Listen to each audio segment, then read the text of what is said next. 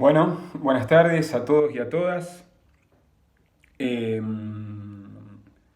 bueno, esta es otra clasecita más, así que les quería subir en un video, que estos videos van a ser un poco una introducción al tema que vamos a ver, ¿no? La clase pasada fue como un poco una introducción a la materia y después, bueno, cada video va a ser un poco una introducción a la temática que sea para la clase que nos compete en ese momento, como la clase que vamos a ver ahora, referida al cuento. Bueno, nada, quería saludarlos, que estén bien con todo lo que estamos pasando, que hayan pasado un buen fin de semana largo, que celebramos, ¿no?, el Día de la Independencia en Argentina, que como yo les dije la clase pasada, fue el día un poco del nacimiento de Argentina, ¿no? Nosotros hicimos la revolución en 1810, el 25 de mayo, y después de 6 años, ¿no?, de lucha con los españoles, donde descollan así figuras como San Martín, Güemes, Belgrano. Después de todas esas batallas, logramos firmar la independencia en el Congreso de Tucumán el 9 de julio, 6 años después de 1816. Nada, quería decirles eso un poco para recordarle un poco estas fechitas patrias de nuestra historia y tan importantes, ¿no? Bueno, en la clase pasada yo les dije que los tres grandes géneros de la literatura eran la poesía, ¿no?, que seguramente vamos a ver este año, la poesía, el teatro y la narrativa. Dentro de la narrativa tenemos el cuento, la novela, el ensayo, la editorial, la nota de opinión, otros formatos que se ajustan más a lo que es la narrativa. En este caso, nosotros en el año vamos a ver mucho más el cuento que la novela, por una cuestión de tiempos y por una cuestión económica también. Las novelas son caras, las novelas son más largas y lleva más tiempo de leer, entonces el cuento se ajusta más un poco a la dinámica más, o mejor, a la dinámica de nuestras clases. Se pueden leer de un día para otro, de una clase para la otra, se pueden leer en una clase que tengamos, se puede leer un cuento y entre todos y analizarlo. Así que seguramente veamos más cuentos que otra cosa. Y aparte porque hay montones de cuentistas muy buenos, así que vale la pena encarar este género tan lindo. Ya les digo que tanto en Argentina, en el Río de la Plata, en Latinoamérica, tiene muchos buenos exponentes como los que vamos a ver en esta clase. Bueno, entre algunas características del cuento, bueno, es un relato, ¿no?, dentro de un marco, es un relato ficticio, ¿no?, inventado por un escritor, dentro de un marco espacial y temporal, donde el escritor no se centra tanto, ¿no?, en las descripciones, en los diálogos, sino que se centra en una o en algunas escenas que le llaman la atención de la vida de un personaje. Y ya les digo, lo que quiere capaz que el escritor de cuentos es después que sea corto, conciso, y porque los cuentos tienen 3, 4, 5, 8 páginas, no más de eso. ¿Se entiende? O sea, es corto y la intención del escritor de cuentos, del cuentista, es como sorprender al lector, ¿no? Cuando termina la historia, sorprenderlo. Y va formando como secuencias narrativas, ¿no? O sea, va formando una secuencia narrativa donde en una relación de capaz que de causa y efecto se van generando causas y efectos en la vida de uno o dos protagonistas o personajes principales hasta llegar a un final donde tiene que ser sorpresivo para un cuentista, ¿no?, o sorprendernos. Y nada, que sea conciso para que se lea de un tirón, que uno no tenga que dejarlo. Entonces los escritores de cuentos quieren de entrada como llamar la atención y mantener la atención del lector en lo que está leyendo. No quieren como dejar que se escape un poco eso. Por eso no hacen descripciones, es todo como medio acción y efecto, acción y efecto. Y después a veces juegan un poquito como el cuento que habíamos visto de otro gran cuentista argentino que es Quiroga, el de los buques suicidantes, donde se mezclan las voces que narran la historia que nos están contando. Donde los hechos narrados, la historia propiamente dicha, se mezcla un poquito con el discurso, ¿no?, con cómo se narran esos hechos. Y el escritor de cuentos también puede jugar un poquito con eso.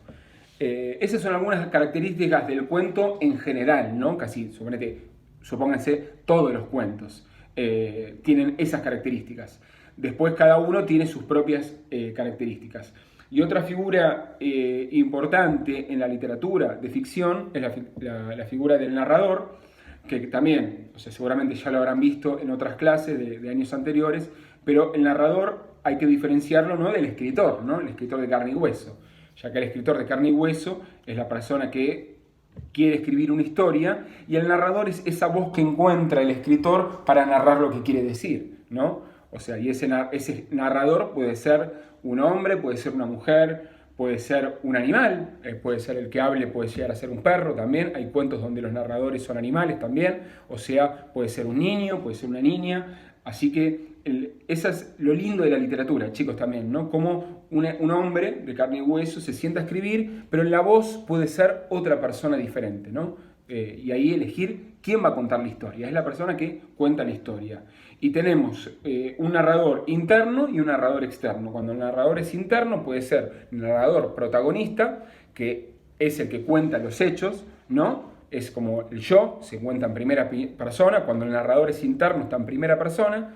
Y puede ser protagonista o testigo. Cuando es protagonista es el propio protagonista de la historia. No sé, yo subí las escaleras o subo las escaleras. Ese es un narrador protagonista, ¿no? Es el mismo, el que te cuenta la historia es el mismo personaje que protagonista de la historia. Después tenemos el narrador testigo, que es alguien que forma parte de la historia, pero que es el que observa a otros personajes, es el que describe a otros. En lugar de decir, subí la escalera, diría, lo vi subir la escalera. ¿Me explico? Porque es un narrador testigo, que habla de otros. Y entre los tipos de narrador externos, son los que están narrados en tercera persona, ¿no? Que se relaciona mucho con lo que se llama narrador omnisciente, que es una persona, como una voz, que sabe todo lo que hacen los protagonistas, ¿no? Sabe lo que hace un protagonista, el principal, los personajes secundarios, sabe lo que hacen todos. En este caso, en lugar de decir subo la escalera o lo vi subir la escalera, decía subió la escalera, ¿se entiende? O sube la escalera. Se pone como al margen de lo que está pasando y lo cuenta, y todo lo ve o todo lo escucha, y de hecho a veces sabe hasta lo que piensan los personajes. Ese sería un narrador omnisciente. Estas son las tres maneras más conocidas de narrar una historia: en primera persona y en tercera persona, interno y externo. Y en la clase de hoy lo que vamos a ver es el cuento realista. El realismo fue un movimiento literario, ¿no? Porque ustedes saben que en la literatura siempre, después de cierto tiempo, una generación está en contra de lo que venían haciendo las generaciones anteriores y se provoca de algún modo un movimiento literario, un nuevo movimiento literario que está en contra del que le sucedía antes. Bueno, a lo largo de la historia de la literatura se pasó por muchos momentos así de cambios. Por ejemplo, no sé si les suena la palabra romanticismo, ¿no? Bueno, fue un movimiento. El Renacimiento, otro movimiento. El barroco, otro movimiento. Fueron como muchos movimientos artístico-literarios regidos por ciertas características. El realismo surge un poco porque quería contarme un poco la historia. Ahora les doy un poquito de características de lo que se llama el realismo, ¿no? Nosotros vamos a ver el cuento realista, ¿no? Pero se relaciona mucho con este género que surgió en Europa, pero llegó también un poco acá a la Argentina o al Río de la Plata, donde la literatura venía de una época, ¿no?, o de héroes o de antihéroes, ¿no? Los personajes eran como heroicos o al contrario, ¿no? Tenemos personajes como antihéroes, como el Quijote, ¿no? Que es como un antihéroe el Quijote. Veníamos todos de personajes así hasta que una serie de escritores, en un momento de la historia de la humanidad, tanto en lo artístico, las artes plásticas, la pintura, la escultura, la literatura, la música, en un momento se dio como un movimiento que se llamó realismo, que vino a contrarrestar todos estos movimientos que venían sucediéndose en la historia, ¿no? Porque según los realistas, de algún modo, los movimientos anteriores no reflejaban la literatura en la literatura la vida tal cual es, ¿no? Decían, pará, o sea, yo leo algo, está lleno de héroes, o voy al teatro y la gente se muere en el escenario, o y esto no es la vida, decían los realistas, ¿no? Yo veo la vida y la vida son campesinos, es gente que trabaja, son fábricas, son obreros, porque también tiene que ver este realismo no con la revolución industrial, con muchas cosas que estaban pasando también en el mundo en ese momento. Pero entonces surge un poco para decir, bueno, ¿por qué no mostramos la vida tal cual es, ¿no? En lugar de buscar o héroes o románticos, ¿no? Que van a buscar a la princesa al castillo, pasando por un montón de peripecias. Los realistas dijeron, bueno, pará, eso no es la vida. O sea, la vida acá no hay dragones que vencer, ni hay princesas que buscar en ningún lado. Acá la vida es trabajar, son las penurias económicas, son las penurias por amor. Entonces, entre las características de los realistas estaban esto, ¿no? Escuchar también el hablar de las personas, y tratar de transferirlas a la literatura, hacer de eso literatura, no poner gente que hablaba de una manera rara, sino como que, ¿no? ¿Qué dice el hombre? El hombre de la calle sería, ¿se entiende? O sea, el hombre que trabaja y narrar ese tipo de vida, ¿no? O sea, no son héroes los protagonistas de las historias del realismo, de este movimiento, como le digo, que quería mostrar la vida tal cual es, se podría decir de alguna manera. Y en Europa, como les digo, tiene como a autores como Zola, que es un autor francés que escribía novelas. En Rusia tenemos un cuentista como Anton Chekhov, ¿no? que es un cuentista, como les digo, extraordinario, porque sus historias, como les digo, son historias así pequeñas, de la vida cotidiana de todos. O sea, se pasó de la literatura, como les digo, romántica, de héroes, de personas que tenían a veces condiciones superhumanas o... Perdón, me estaba poniendo un mensaje del celular. A este movimiento, como les digo, que se llama el realismo. Donde querían escuchar, querían plasmar en la literatura eso, cómo hablaba la gente, las costumbres de las personas, o sea, las descripciones de los lugares tal cual son, no romantizar nada, no romantizar la vida, de algún modo. Hablame la vida tal cual es. Bueno, por eso se dio este movimiento que se llamó el realismo.